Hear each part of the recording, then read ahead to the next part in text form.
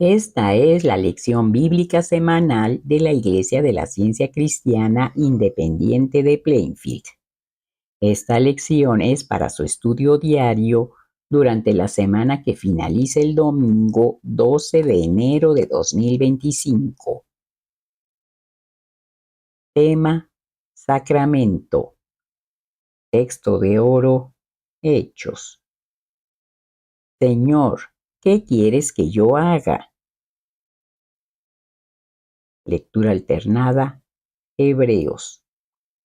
Por tanto, hermanos santos, participantes del llamamiento celestial, considerad al apóstol y sumo sacerdote de nuestra profesión, Cristo Jesús, el cual es fiel al que le constituyó, como también lo fue Moisés en toda la casa de Dios. Porque toda casa es hecha por alguno, pero el que hizo todas las cosas es Dios.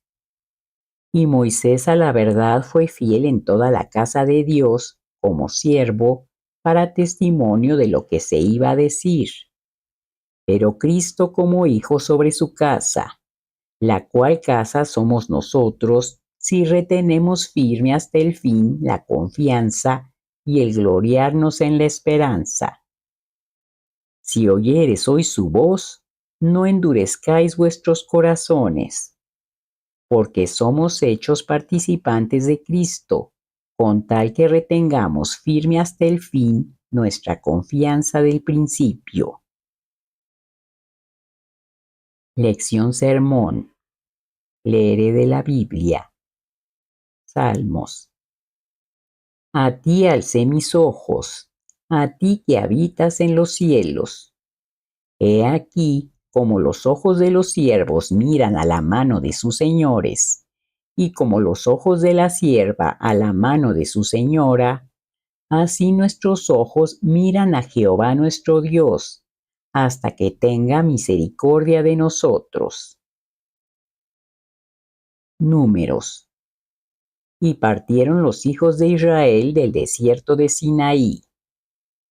Aconteció que el pueblo se quejó a oídos de Jehová, y lo oyó Jehová, y ardió su ira, y se encendió en ellos fuego de Jehová, y consumió uno de los extremos del campamento. Entonces el pueblo clamó a Moisés, y Moisés oró a Jehová, y el fuego se extinguió. Y la gente extranjera que se mezcló con ellos tuvo un vivo deseo. Y los hijos de Israel también volvieron a llorar y dijeron: ¿Quién nos diera a comer carne? Entonces Jehová dijo a Moisés: Reúneme 70 varones de los ancianos de Israel, y yo descenderé y hablaré allí contigo.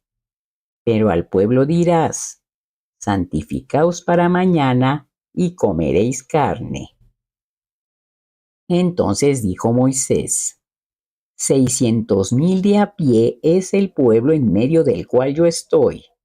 Y tú dices: les daré carne y comerán un mes entero. ¿Se degollarán para ellos ovejas y bueyes que les basten? Entonces Jehová respondió a Moisés: ¿acaso se ha cortado la mano de Jehová? Ahora verás si se cumple mi palabra o no. Y salió Moisés y dijo al pueblo las palabras de Jehová. Y vino un viento de Jehová, y trajo codornices del mar, y las dejó sobre el campamento.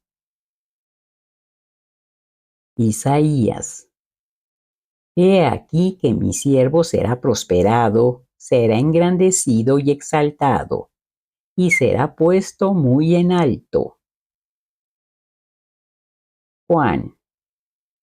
Al pasar Jesús vio a un hombre ciego de nacimiento, y le preguntaron sus discípulos diciendo: Rabí, ¿quién pecó, este o sus padres, para que haya nacido ciego?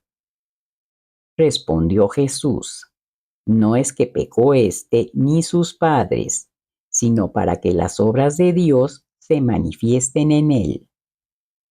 Me es necesario hacer las obras del que me envió entre tanto que el día dura. La noche viene cuando nadie puede trabajar. Entre tanto que estoy en el mundo, luz soy del mundo. Dicho esto, escupió en tierra e hizo lodo con la saliva y untó con el lodo los ojos del ciego y le dijo: Ve a lavarte en el estanque de Siloé, que traducido es enviado. Fue entonces y se lavó y regresó viendo. Llevaron ante los fariseos al que había sido ciego, y era día de reposo cuando Jesús había hecho el lodo y le había abierto los ojos. Volvieron pues a preguntarle también los fariseos cómo había recibido la vista. Él les dijo: Me puso lodo sobre los ojos, y me lavé, y veo. Entonces algunos de los fariseos decían: Ese hombre no procede de Dios, porque no guarda el día de reposo. Otros decían: ¿Cómo puede un hombre pecador hacer estas señales? Y había disensión entre ellos. Respondió el hombre y les dijo: Pues esto es lo maravilloso, que vosotros no sepáis de dónde sea, y a mí me abrió los ojos. Y sabemos que Dios no oye a los pecadores, pero si alguno es temeroso de Dios y hace su voluntad, a ese oye. Desde el principio no se ha oído decir que alguno abriese los ojos a uno que nació ciego. Si éste no viniera de Dios, nada podría ser. Lucas. Estaba cerca la fiesta de los panes sin levadura, que se llama la Pascua. Cuando era la hora, se sentó a la mesa y con él los apóstoles. Hubo también entre ellos una disputa sobre quién de ellos sería el mayor. Pero él les dijo: Los reyes de las naciones se enseñorean de ellas, y los que sobre ellas tienen autoridad son llamados bienhechores. Mas no así vosotros, sino sea el mayor entre vosotros como el más joven, y el que dirige como el que sirve. Porque ¿cuál es el mayor? ¿El que se sienta a la mesa o el que sirve? ¿No es el que se sienta a la mesa? Mas yo estoy entre vosotros como el que sirve. Romanos. Sométase toda persona a las autoridades superiores, porque no hay autoridad sino de parte de Dios, y las que hay por Dios han sido establecidas. ¿Quieres, pues, no temer la autoridad? Haz lo bueno y tendrás alabanza de ella, porque es servidor de Dios para tu bien. Efesios. Por tanto, no seáis insensatos, sino entendidos de cuál sea la voluntad del Señor, hablando entre vosotros con salmos, con himnos y cánticos espirituales, cantando y alabando al Señor en vuestros corazones, dando siempre gracias por todo al Dios y Padre, en el nombre de nuestro Señor Jesucristo. Someteos unos a otros en el temor de Dios. Ahora leeré los pasajes correlativos del libro de texto de la ciencia cristiana, Ciencia y Salud con clave de las Escrituras, por Mary Baker Eddy. La unidad científica que existe entre Dios y el hombre tiene que forjarse llevándola a la práctica en la vida, y la voluntad de Dios tiene que hacerse universalmente. El que conoce la voluntad de Dios o las exigencias de la ciencia divina y las obedece, atrae la hostilidad de la envidia, y el que se niega a obedecer a Dios es disciplinado por el amor. La sustancia de toda devoción es el reflejo y la demostración del amor divino que sanan a la enfermedad y destruyen al pecado. Nuestro Maestro dijo: si me amáis, guardad mis mandamientos. Nuestra mira, un punto más allá de la fe, debiera ser el encuentro de los pasos de la verdad, el camino a la salud y la santidad. Debiéramos esforzarnos por alcanzar la altura del Horeb, donde Dios es revelado, y la piedra angular de toda construcción espiritual es la pureza. El bautismo por el Espíritu, que lava el cuerpo de todas las impurezas de la carne, significa que los de limpio corazón ven a Dios y están acercándose a la vida espiritual y su demostración. Cuando el elemento humano en él luchaba con el divino, nuestro gran Maestro dijo: no se haga mi voluntad, sino la tuya. A saber, no sea la carne, sino el espíritu lo que esté representado en mí. Eso es la nueva comprensión del amor espiritual. Da todo por Cristo o la verdad. Bendice a sus enemigos, sana a los enfermos, echa fuera el error, resucita a los muertos en delitos y pecados y anuncia el evangelio a los pobres, a los mansos de corazón. La fuerza de voluntad humana no es ciencia. La voluntad humana pertenece a los llamados sentidos materiales y su uso debe condenarse. Usar la voluntad humana para sanar al enfermo no es la práctica metafísica de la ciencia cristiana, sino nada más que magnetismo animal. El poder de la voluntad humana puede ser que infrinja los derechos del hombre. Engendra mal continuamente y no es un factor en la realidad del ser. La verdad y no la voluntad corporal es el poder divino que dice a la enfermedad: calla, enmudece.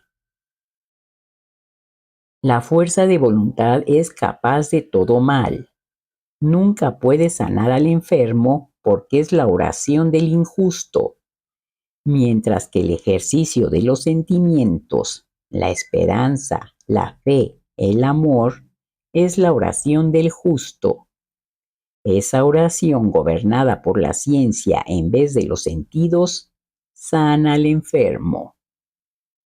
Muchos suponen que los fenómenos de la curación física en la ciencia cristiana presentan solo una fase de la acción de la mente humana, de cuya acción resulta, de algún modo inexplicable, la curación de las enfermedades.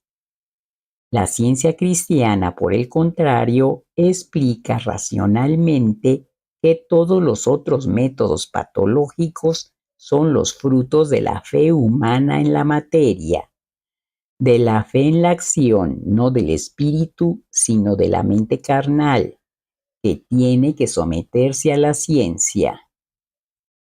La curación física en la ciencia cristiana resulta ahora, como en tiempos de Jesús, de la operación del principio divino, ante la cual el pecado y la enfermedad pierden su realidad en la conciencia humana y desaparecen tan natural y tan inevitablemente como las tinieblas ceden lugar a la luz y el pecado a la reforma.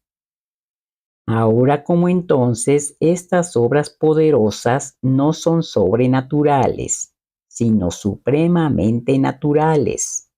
Son la señal de Emmanuel, o Dios con nosotros, una influencia divina que está siempre presente en la conciencia humana y se repite, viniendo ahora como fue prometida antaño, a pregonar libertad a los cautivos de los sentidos y vista a los ciegos, a poner en libertad a los oprimidos. Nuestro Padre Celestial, el amor divino, exige que todos sigan el ejemplo de nuestro Maestro y sus apóstoles, y no meramente que adoren su personalidad. Triste es que la frase servicio divino haya llegado tan generalmente a significar culto público en vez de obras diarias. Su ejemplo consumado fue para la salvación de todos nosotros, pero solo a condición de que hagamos las obras que Él hizo y que enseñó a hacer a los demás. Su propósito al curar no era solo restaurar la salud, sino demostrar su principio divino. Estaba inspirado por Dios, por la verdad y el amor en todo lo que dijo e hizo. Los móviles de sus perseguidores eran el orgullo, la envidia, la crueldad y la venganza, infligidos al Jesús corpóreo, pero dirigidos contra el principio divino, el amor, que reprendía la sensualidad de ellos. Jesús no era egoísta. Su espiritualidad le separaba del sensualismo e hizo que el materialista egoísta le odiase. Pero era esta espiritualidad lo que capacitaba a Jesús para sanar a los enfermos, echar fuera el mal y resucitar a los muertos. Hemos de creer que el hombre se enferma y se pone inútil, sufre y muere, todo en conformidad con las leyes de Dios, solo porque sistemas humanamente concebidos sostienen eso. Hemos de creer a una autoridad que niega el mandamiento espiritual de Dios respecto a la perfección, una autoridad que Jesús probó que era falsa. Él hizo la voluntad del Padre, sanó las enfermedades desafiando lo que se llama ley material, pero de acuerdo con la ley de Dios, la ley de la mente. Como Pablo preguntó a los infieles de su tiempo, así preguntan los rabinos de hoy respecto a nuestras curaciones y enseñanzas. ¿Con infracción de la ley deshonras a Dios? Sin embargo, nosotros tenemos el Evangelio y nuestro Maestro anuló la ley material sanando en oposición a ella. Nos proponemos seguir el ejemplo del Maestro. Debemos subordinar la ley material a la ley espiritual. Dos puntos esenciales de la ciencia cristiana son que ni la vida ni el hombre mueren y que Dios no es el autor de la enfermedad. ¿Cuándo aprenderán los que profesan ser seguidores de Jesús a emularlo en todo y a imitar sus poderosas obras? Aquellos que causaron el martirio de aquel hombre justo gustosamente hubieran convertido su sagrada carrera en una plataforma doctrinaria mutilada. Quieran los cristianos de hoy obrar de acuerdo con el significado más práctico de aquella carrera. Es posible, sí, es deber y privilegio de todo niño, hombre y mujer seguir en cierto grado el ejemplo del Maestro mediante la demostración de la verdad y la vida, la salud y la santidad. Nada imposible pido al insistir en las exigencias de la ciencia cristiana. De la necesidad de elevar a la raza nace el hecho de que la mente puede hacerlo, porque la mente puede impartir pureza en lugar de impureza, fuerza en lugar de flaqueza y salud en lugar de enfermedad. La verdad es un alterante para todo el organismo y puede sanarlo completamente.